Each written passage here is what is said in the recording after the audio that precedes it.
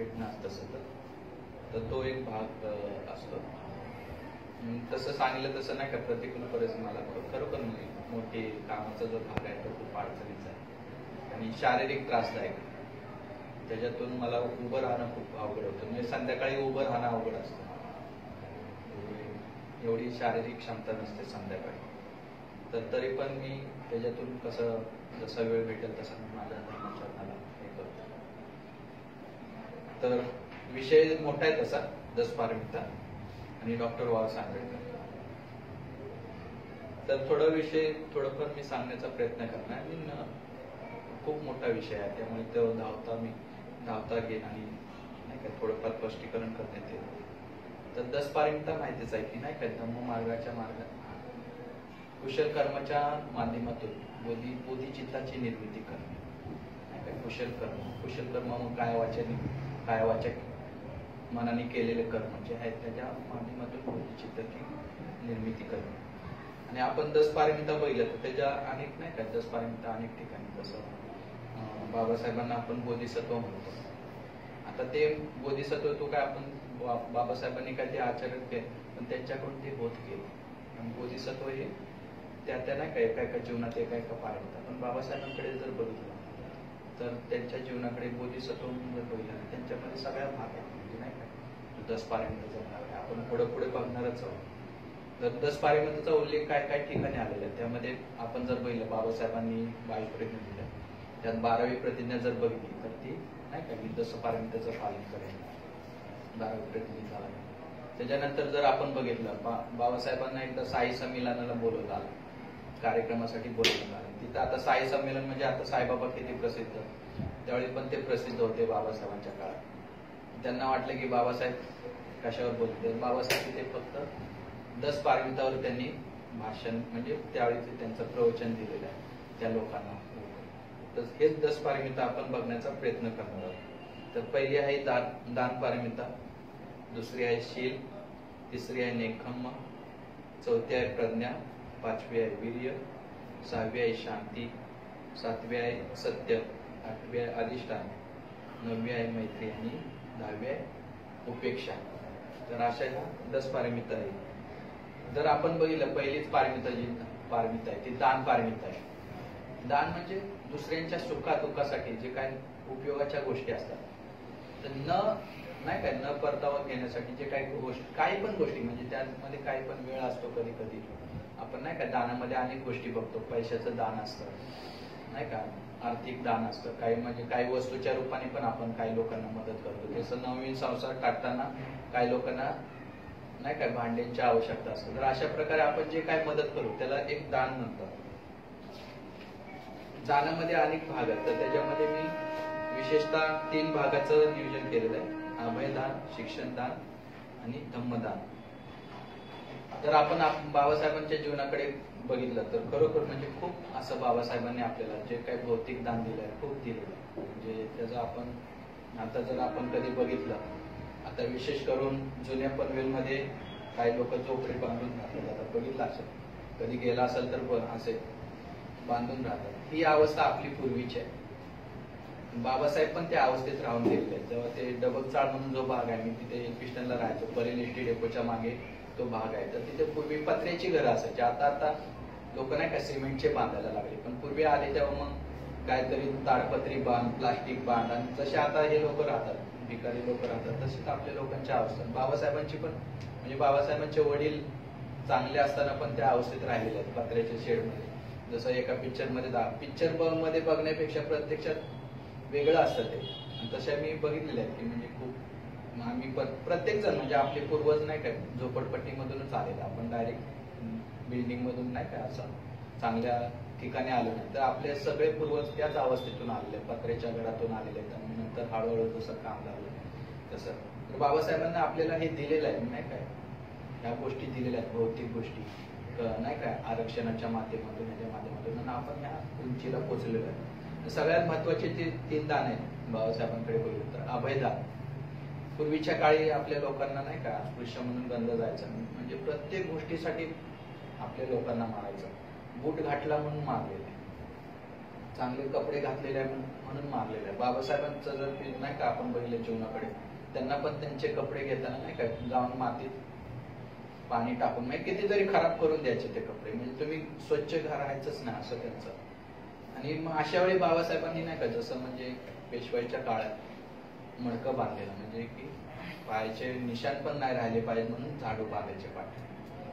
तो काळ, त्या काळात, तशा काळामध्ये बाबासाहेबांचा जन्म झाला. बाबासाहेबांच्या त्या अवस्थेतून आपल्या लोकांना बाहेर काढलं, त्या मानसिकतेतून बाहेर काढलं. तेच अभयदान आहे. म्हणजे नाही का एक चांगल्या नाही का भीतीदायक वातावरणातून लोकांना मदत करणं आणि चांगल्या. बाबासाहेबांना अभय मुद्रा खूप आवडायची. बाबासाहेबांना जी मुद्रा बोलतात ना असे, त्यांना जास्त करून उभी असलेली मुद्रा, जसं आपण नागलोकाची जर मूर्ती बघितली तर ती अभय मुद्रा आणि चालणारी अभय मुद्रा. म्हणजे बाबासाहेबांना ते पण पाहिजे होते की अभय मुद्रा आणि चालणारे बुद्ध, या दोन्ही गोष्टी बाबासाहेबांना खूप आवडायच्या. त्यामुळे त्यांनी खूप अभयदान दिलं. म्हणजे जसं आपण अनेक सत्याग्रह बघितले नाही काय, ह्याचा पहिला 14 तळ्याचा सत्याग्रह बघितला, नंतर काळाराम मंदिराचा सत्याग्रह, त्यामध्ये त्यांनी जास्तीत जास्त अभय देण्याचा प्रयत्न केलेला आहे. तिथं त्यांच्यातली भीती काढण्यास, सगळ्यात सत्याग्रह काय पाणी भेटत नव्हतं असं नव्हतं, पण त्याच्यातून लोकांना अभयदान देणं, स्वाभिमान जागृत करणं, हे महत्वाच्या गोष्टी त्या ह्याच्यातून झालेल्या आहेत. दुसरं आहे शिक्षणाचं दान. शिक्षणाचं दानामध्ये जर बघितलं, बाबासाहेबांनी खरोखरच शिक्षणाबरोबर त्यांनी भौतिक म्हणजे शिक्षणाबरोबर भौतिक दान पण देण्याचा प्रयत्न केलेला आहे. जर आपण त्यांनी कॉलेज बघितली तर कॉलेज सगळ्यात म्हणजे विटीला आज बोलतो ना रिलायन्सच्या पण बिल्डिंग नाही तिथं, अशा ठिकाणी म्हणजे नाही काय त्यावेळी टाटावाल्यांच्या पण बिल्डिंग आहेत, पण बाबासाहेबांनी 2 कॉलेज अशा ठिकाणी उभी केली. का तर सकाळी तिथे कॉलेजमध्ये कॉलेज करतील आणि लगेच कामाला जातील, म्हणजे दोन्ही गोष्टी त्यांनी साधण्याचा प्रयत्न केलेला आहे. जसं मिलिंद कॉलेजची पण तसंच आहे की मराठवाड्यामध्ये तिथे कामाची सोय होत्या. या गोष्टी कॉलेज त्यांनी त्या पद्धतीने हे केलेलं की शिक्षण पण घेऊ शकतो माणूस आणि नोकरी, म्हणजे पैशाची पण आपल्या लोकांकडे, म्हणजे त्यावेळी ब्राह्मणांकडे पण पैसे नव्हते. जेव्हा स्वतंत्र झाले ना तर खूप ब्राह्मण पण शिकलेले आहेत सिद्धार्थ कॉलेजमध्ये. खूप मोठे मोठे काय काय आम्हाला बसमध्ये भेटलेले आहेत अशी लोक की आम्ही बाबासाहेब आणि हे करतात. ते काही लोक ज्यांच्या बाबासाहेबांच्या कॉलेजमुळे घडलेले ते लोक म्हणजे कबूल करतात की आम्ही बाबासाहेबांच्या ह्या गोष्टीमुळे आमची चांगली प्रगती झालेली आहे. तर हा एक भाग आहे. त्यानंतर आहे धम्मदान. बाबासाहेबांनी आपल्याला नाही काय अस्पृश्यतेच्या ह्याच्यातून बाहेर काढण्यासाठी सगळ्यात जर मोठी गोष्ट केली असेल तर ते आहे धम्मदान. कारण धम्म दिल्यामुळेच आपली चांगल्या प्रकारची प्रगती झाली. जर पूर्वी जसं महात्मा गांधींनी नाही का बोलले हरिजन, फक्त शब्द दिला पण त्याच्यातून हरिजनामधून काय म्हणजे हे नाही झाली प्रगती, पण बुद्धिझमच दिला जो असा बौद्ध धम्म आहे त्यामध्ये सगळं आहे, समता, स्वातंत्र्य, बंधुत्व, ह्या गोष्टीमुळे नाही का आपला समाज अजून चांगल्या प्रकारे पुढे जाऊ शकला.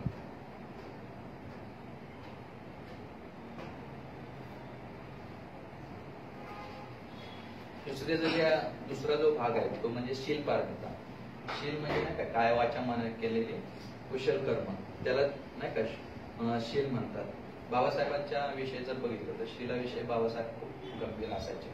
बाबासाहेबांचं शिक्षण पूर्ण नाही का विदेशी झालं, पण विदेशमध्ये राहिलं असताना पण त्यांनी तिथे नाही काय दारूच्या ग्लासाला पण स्पर्श केला नाही, कधी सिगरेट ओढली नाही का. त्यांचे अनेक त्यांच्या प्रसंगात बाबासाहेब असे एका ठिकाणी म्हणतात की मी एवढं शीलवान आहे की फक्त मी कधी कुठलं व्यसन केलं नाही. फक्त ते बोलतात की राजस्थानला एका मित्राच्या आग्रह खातर, खूप आग्रह खातर मी सुपारीचा एक खंड खाल्लेला आहे, ते कबूल केलेलं आहे त्यांनी नाही का. हेच त्यांच्या बाबासाहेबांच्या शीलाविषयी एवढं हे आहे. आपण जर बघितलं आपल्या लोकांकडे तर ह्या गोष्टीकडे नाही का शीलाविषयी आपली लोक एवढं गंभीर नाही. बाबासाहेबांनी एवढा बुद्धिझम दिला. आणि जर आपण बघितलं तर 150-100ला पण लोक दारू पितात, जयंतीला जास्त करून दारू पिऊन डान्स करतात. तर या योग्य गोष्टी नाही. आणि काय बोलतात की ड्राय डे ठेवा, तर ड्राय डे ठेवण्याची काही गरज नाही या गोष्टीसाठी. तर स्वतः त्या दिवशी आपण दारू सोडण्याचे संकल्प केले पाहिजेत त्या नाही का ह्या माध्यमातून. पण बाबासाहेबांना आपण कुठेतरी कलंकित करतो असं ह्या गोष्टीच्या. एक चांगला शायर नाही का एक कवी म्हणतो की अमृतवेल आहे बाबासाहेब, म्हणजे एक अमृतवेल आहे. त्यांनी दिलेला धम्म आहे तो अमृतवेल आहे, पण त्याला काय हे विषारी फळ आले. आपल्या समाजाकडे जर बघितलं आज 80%-90% लोक मार्गशीर्ष महिन्याचं पालन करतात. कारण बुद्धिझम त्यांनी नीट बघितला म्हणजे प्रयत्नच केला नाही बुद्धिझमकडे बघण्याचा. जे काय आपण बौद्ध प्रचार करतो त्या लोकांकडे बघण्याचा कंटाळवाना वाटतं त्यांना, म्हणजे बुद्धीचं म्हणजे असा कंटाळवाना भाग वाटतो. तर ह्या गोष्टीकडे म्हणजे त्या कवीने म्हटले नाही का, अमृतवेलीला विषारी फळ आलेले, तर हा अशा प्रकारचा भाग आहे. त्यानंतर आहे नेक्यम पारमिता. ह्यामध्ये काय येतं तर भौतिक सुखाचा त्याग. जर आपण बाबासाहेबांच्या जीवनाकडे बघितलं तर बरोबर बाबासाहेबांनी नाही काय खूप काही गोष्टी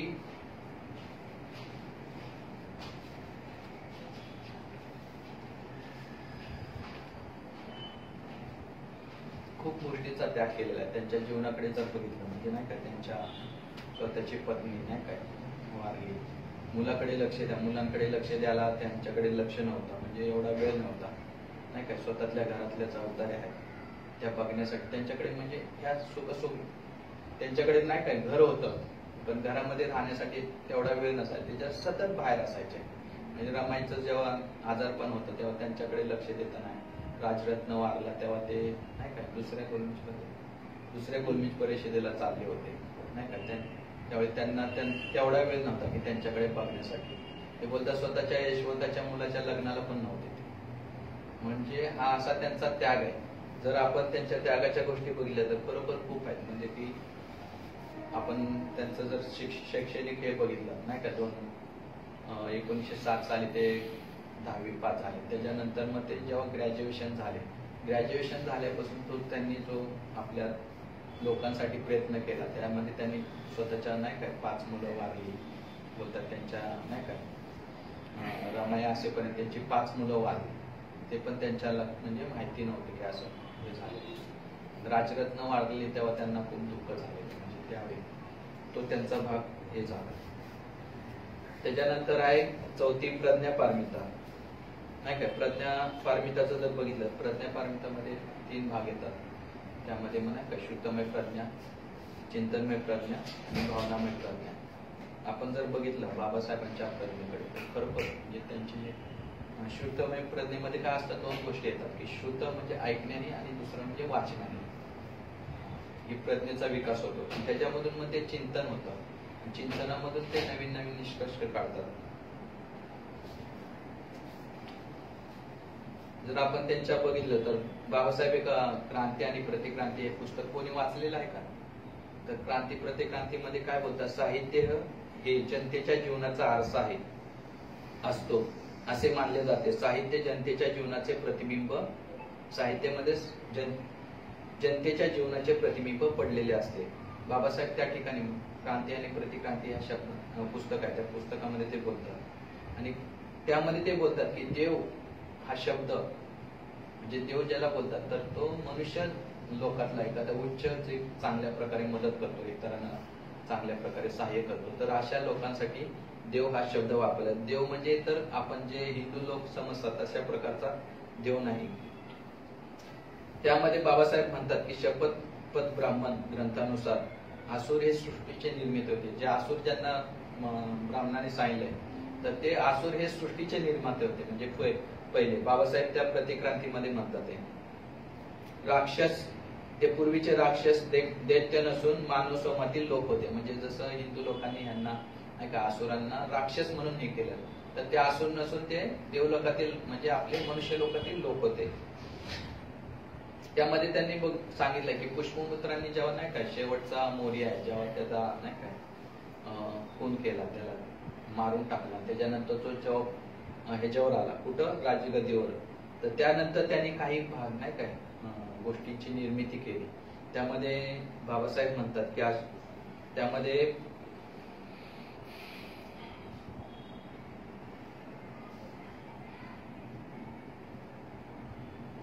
त्यांनी 6 नाही का साहित्याची 6 भागात विभागणी केली. पहिली आहे मनुस्मृती, त्यानंतर आहे भगवद्गीता, दुसरी, तिसरी आहे रामायण, चौथी आहे महाभारत, 5वी आहे वेदांत आणि 6वा आहे पुराण.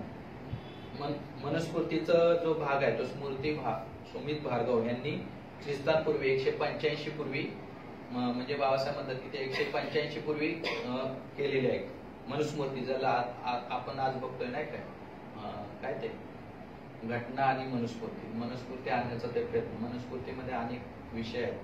जर आपण ते प्रतिक्रांतीमध्ये बघितलं बाबासाहेबांनी त्यामध्ये खूप म्हणजे वेगवेगळ्या प्रकारचे लोकांवर कसे दबाव आणलेले आहेत कशा प्रकारे मनुस्मृतीतून स्त्रियांना काय अधिकार नाही, अस्पृश्यांना काय अधिकार नाही, शूद्रांना काय अधिकार नाही, तर ह्या गोष्टी सगळ्या मनुस्मृतीमध्ये त्याचं आपण प्रतिक्रांती जर वाचलं तर सगळं त्याच्यातून समजतं.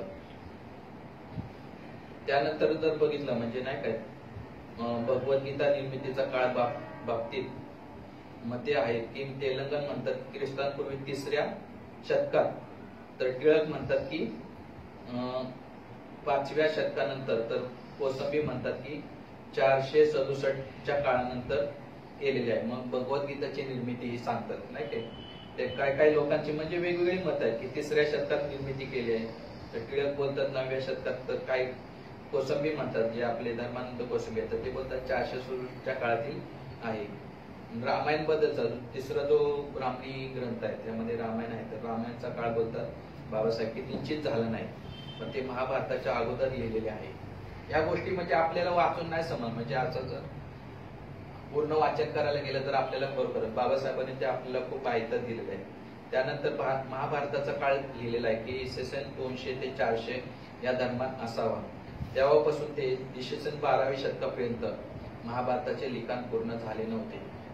जर आपण हा पहिला म्हणजे काय ते बोलतात बौद्ध धर्माचे संदेशवाहक आणि जर क्रांती आणि प्रतिक्रांती जर बघितलं तर त्याच्यामध्ये आपल्याला म्हणजे पूर्ण भारताचा इतिहास लक्षात येतो की कुठल्या काळामध्ये नाही काय या गोष्टी झाल्या. महाभारताची सुरुवात नाही का 200 पासून सुरुवात झाली ते 12व्या शतकापर्यंत. 12व्या शतकातच बुद्धिझमचा नाश झाला.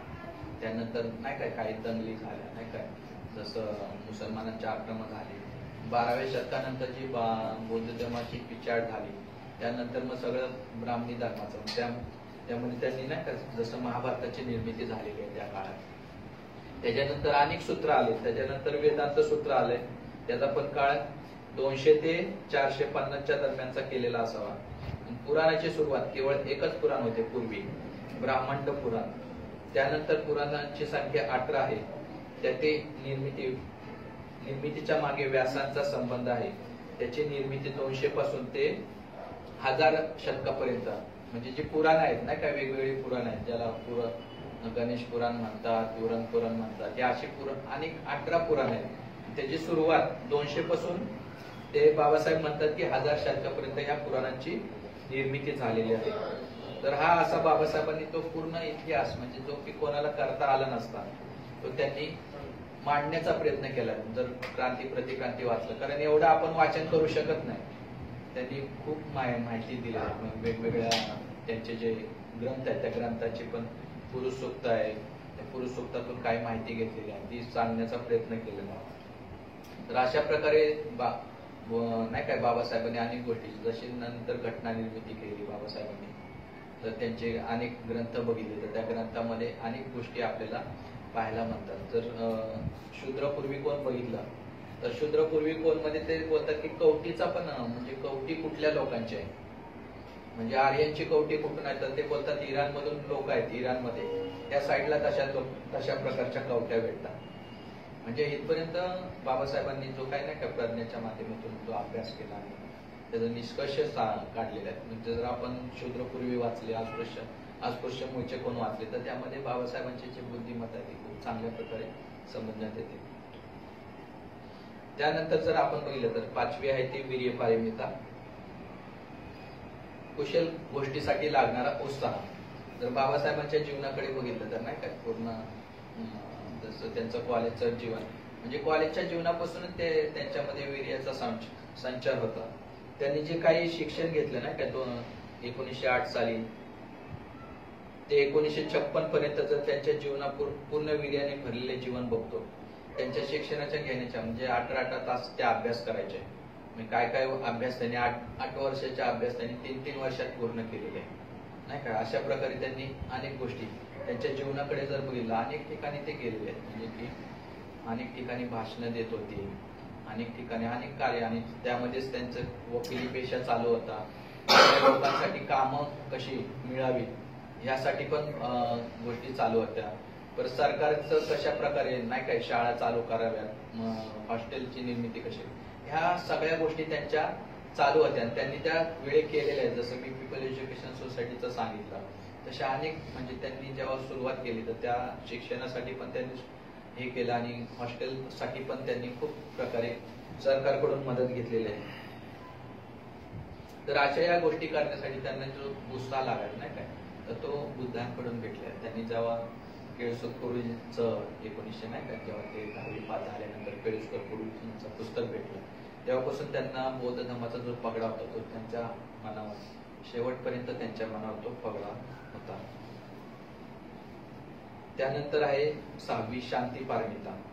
शांती पारमिता बघितलं तर शांत नाही का एकदम कुठल्याही गोष्टीचा म्हणजे विरोध न करणं. तो पण विरोध असा नाही की म्हणजे नुसतं शांत राहणं तर त्याच्याविषयी मैत्री पण असणं खूप महत्वाचं असतं. बाबासाहेबांच्या जीवनाकडे बघितलं तर ह्या गोष्टी खरोखरच त्यांच्या जीवनाकडे खूप चांगल्या प्रकारचा आहे. जेव्हा त्यांना नाही काय पुणे करार झाला तर त्यांना खुनाने लिहिलेली पत्र याची बाबासाहेबांनी म्हणजे खून काढून लोकांनी पत्र लिहिलेले आहे. गांधींचे पुरस्कर्ते होते तर अशा वेळी ते खूप शांत राहिलेले आहेत. त्यानंतर जर आपण 14 ताळ्याचा सत्याग्रह बघितला तर ते खूप लोकांना आपल्या मारहाण केली. पण अशा पण वेळी ते नाही का लोकांना बोलले असते ना तुटून पडा तर तो नाही काय माडगाव राहिलं नसतं.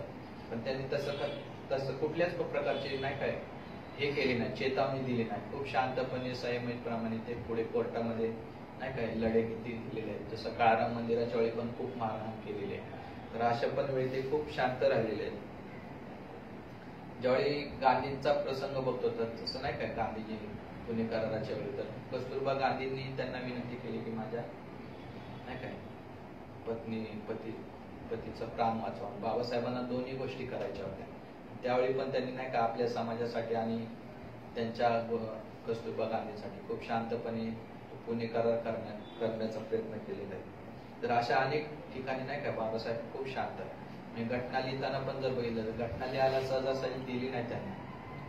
कुठले तरी बंगालचे एक मुसलमान व्यक्ती होते त्यांनी बाबासाहेबांना निवडून आणून ते घटना समितीवर म्हणजे काही विषय असे आहेत की ते खूप हे आहेत म्हणजे नाही का बाबासाहेब असं वाटतं पिक्चर मध्ये सहज दाखवतात गांधी हसला दिली तर त्यांना न निवडून येण्यासाठी पण खूप प्रयत्न केले ह्या लोकांनी की कुठून त्यांच्या विरोधात. पण शेवटी त्यांना बंगालच्या एका व्यक्तीने जे मुसलमान नाव नाही माहिती पण त्यांनी त्यांना मदत करून राज्यघटनेवर निवडून दिलं.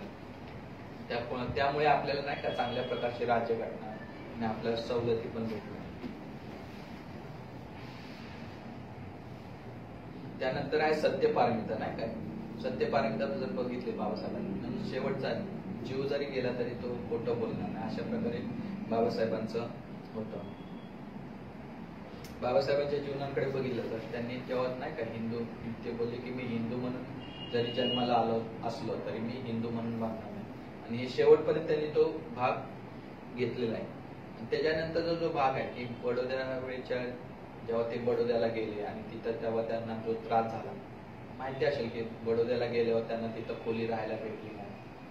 मग ते पारशी नाव धारण करून तिथे राहिले. पारशींना लगेच समजलं की नाही काय हा महार आहे. त्या आदल्या दिवशी समजलं की महार त्यांना पारशी भाषा येत असल्यामुळे तिथे ते पारशी नाव धारण करून राहिले आणि मग पारशी येऊन त्यांना बाहेर काढतात.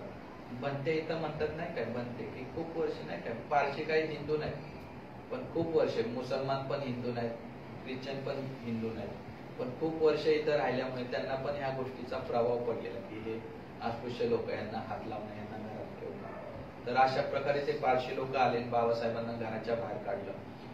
त्याच वेळी काढले तर बाबासाहेबांनी काही वेळ मागितला पण त्यांना तो पण वेळ दिला. जेव्हा मग सगळं सामान घेऊन ते एका झाडाखाली बसतात तर ते बोलतात माझ्यासारख्या माणसांचं जर असा हाल होत असतील तर माझ्या 3 एवढ्या उच्च शिक्षित लोकांचं मी उच्च शिक्षित असून जर माझं एवढं हाल होत असतील तर माझ्या अशिक्षित बांधवांना कसं होत असेल. तेव्हा ते बोलतात की मी नाही काय यांचा उद्धार केल्याशिवाय मी नाही काय नाही उद्धार नाही केला तर स्वतःला गोळी मारून दिली. बाबासाहेबांनी खरोखर जर उद्धार नसता केला तर स्वतःला गोळी स्वतःला ठार मारला असता. तर हे त्यांचं सत्यवचन आहे. ते सत्यवचन त्यांनी प्रत्येक बाबतीत जसं त्यांनी नाही का भगवान बुद्धांनी त्यांचा धम्म हा लिहायला घेतला शेवटच्या क्षणापर्यंत त्यांनी तो धम्म लिहिण्याचा प्रयत्न केलेला आहे.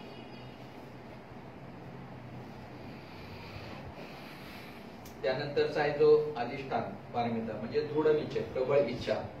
त्यांनी प्रत्येक गोष्टीत नाही का आपल्या गोष्टीची प्रबळ इच्छा ठेवली आणि त्याच्यामुळे ते प्रत्येक गोष्टी तर शिक्षण घेताना पण नाही का तेव्हा ते ह्याला कोलंबिया विद्यापीठात गेले तर तिथं त्यांनी प्रबळ इच्छा ठेवून नाही का आणि एक ग्रंथ होता रुपियाज प्रॉब्लेमला तर त्यांचा मंजूर नव्हता झाला स्टार्टिंगला एका थीस होती ना त्या थीससाठी तर तो पहिल्यांदा पण त्यांनी तो प्रयत्न केला आणि परत लिहून पाठवलं जवळजवळ 5-7 वर्षांनी. अशा प्रकारे त्यांचा जो प्रबळ इच्छा असते एखाद्या गोष्टीविषयी करायचं तर करायचं. जसं राज्यघटनेवर त्यांना वाटलं की मला जायचं आहे तर जायचं आहे त्यांनी राज्यघटना लिहिण्याचंच नाही काय कारण त्यांना माहिती होतं राज्यघटना जर दुसरी कोणाने लिहिली तर म्हणजे आपल्या समाजाचं पूर्ण नाही काय पूर्ण म्हणजे परत आहे तशीच गुलामावस्था गुलामच होते पण अजून गुलामावस्था होईल आणि नाही का अनेक वेगळ्या प्रकारच्या गोष्टी होऊ शकतात.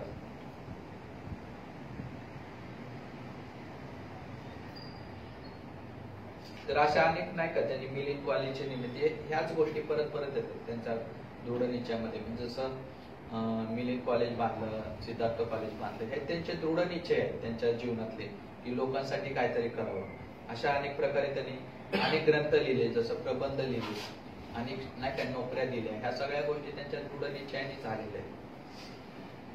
त्यानंतरची आहे 9वी मैत्री पारमिता मेत्ता पारमिता नाही काय दुसऱ्यांविषयी नाही काय चांगल्या प्रकारची भावना असते त्याला मदत करण्याची भावना असते. तर अशा प्रकारे मैत्रीचा जो भाग आहे तो नाही काय करण्याचा प्रयत्न केला. अनेक लोकांशी त्यांची मैत्रीच्या बाबासाहेबांच्या चळवळीमध्ये बघितले तर अनेक लोक होते जसं मनुस्मृती जाळताना शस्त्रबुद्धे ब्राह्मण होता त्यांनी ते संस्कृतमध्ये जाळून त्याचा अर्थ सांगून ती जाळलेलं आहे नुसतीच नाही जाळली की धरलं टाकलं तर एक एक पेज नाही काय वाचून संस्कृतमध्ये वाचून त्याचं मराठी वाचन करून आणि ते कोणी केलं तर शस्त्रबुद्धे ब्राह्मण म्हणजे त्यांच्या पाठीशी अनेक असे मित्र होते की ते एका नाही का आपल्या धर्माचे नाही त्यांचे जेव्हा पीपल एज्युकेशन सोसायटी स्थापन केली तर ते ट्रस्टी पण वेगवेगळ्या प्रकारचे होते.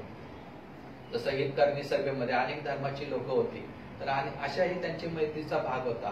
सगळ्यात त्यांच्यामध्ये म्हणजे जर बघितलं तर आचार्य आत्रे हे कट्टर हे होते विरोधक होते बाबासाहेबांचे खूप म्हणजे जर कोणाची झुंपायचं म्हणजे आत्रे एकतर विनोदी माणूस आणि मार्मिक लिहिणारा माणूस बाबासाहेबांनी काय म्हणजे वेगवेगळ्या प्रकारे लिहा पण जेव्हा त्यांना बाबासाहेब समजले जेव्हा बाबासाहेबांनी घटना लिहिली त्यावेळी त्यांना बाबासाहेबांविषयी एवढा आदर निर्माण झाला. त्याच्यानंतर जर त्यांचं दलितांचं पुस्तक बघितलं दलितांचे बाबा वाचलंय का कोणी दलितांची खूप अतिशय छान पुस्तक आहे.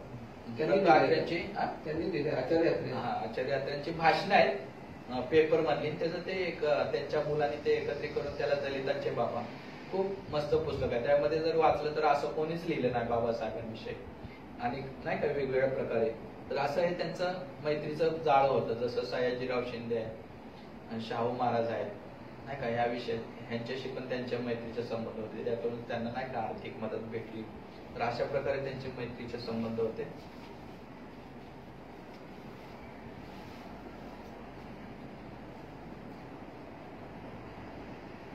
शेवटची जी आहे पारमिता ती म्हणजे उपेक्षा पारमिता मनाचं संतुलित अवस्था सुखात दुःखात न डगमगता जसे नाही काय जर महामंगलसूत्रामध्ये बघितलं कुट्ट लोकस्य चित्त यस्य कंपती असुख विरजते मग येतन मंगलम म्हणजे लोकसभा प्रसंग आला असता ज्याचे चित्त अस्थिर होत नाही पण शोक रहित निर्मल सुखरूप राहते ते उत्तम मंगल होय.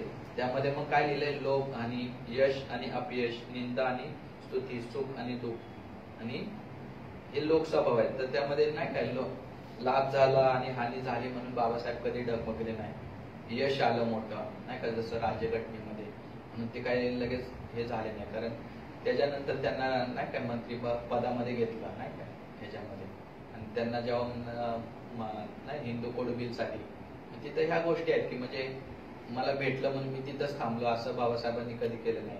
त्या दोन्ही गोष्टी करण्याचा त्यांनी प्रयत्न केला. सुख आलं आणि दुःख आलं म्हणजे सुख तर त्यांच्याकडे भरपूर म्हणजे नाही का असं बोलतात पायाशी लोळच घालत होतं पण त्यांनी त्याचा कधी नाही काय असं हे नाही केलं त्याच्यामध्ये रमले नाहीत ते म्हणजे रमले असते म्हणजे तर इतर व्यक्ती कोण असते पण बाबासाहेबांनी त्याकडे कधीच हे केलं नाही की नाही काय चांगले मोठमोठी पदं आलेले. जसं आता एक व्हिडिओ व्हायरल होतोय की बाबासाहेबांनी एक मोठी खुर्ची दिलेली त्या खुर्चीवरनं जाता दुसऱ्या खुर्चीवर बघितलं असेल सगळ्यांनी व्हिडिओ आले तर नाही का त्या खुर्चीवर बसता दुसऱ्या खुर्चीवर. ते बोलले का नाही बसले तुम्ही, तर बोलले माझे जोपर्यंत माझी सगळी समाजच्या खुर्च्या अशा ठिकाणी बसत नाही तोपर्यंत मला ही खुर्ची माझ्या योग्यतेची नाही. हा बोधिसत्वाचा भाग असतो की बोधिसत्व काय करतो की मला जोपर्यंत सर्व लोकांना बुद्धत्व प्राप्त होत नाही, जोपर्यंत सगळे सुख चैनीमध्ये राहत, म्हणजे सुख म्हणजे हे नाही की आपलं भौतिक सुख, तर एक चांगल्या मनोवस्थेमध्ये चांगल्या उच्च अवस्थेमध्ये जोपर्यंत सगळे लोक जात नाही तोपर्यंत मी तो भोगण्याचा मी प्रयत्न करणार नाही. तर अशा प्रकारे मी ही धावती खूप कमी चांगलं आहे. खूप पहिल्यांदा अशा प्रकारे बोललेलो आहे. मला माहिती नाही काही चुका झाल्या असतील तर मला माझ्यासाठी ठेवा. मी माझ्या परीने प्रयत्न केलेला आहे. ह्याच्या पुढे पण आणि चांगल्या प्रकारे प्रयत्न करण्याचा प्रयत्न करेन. जय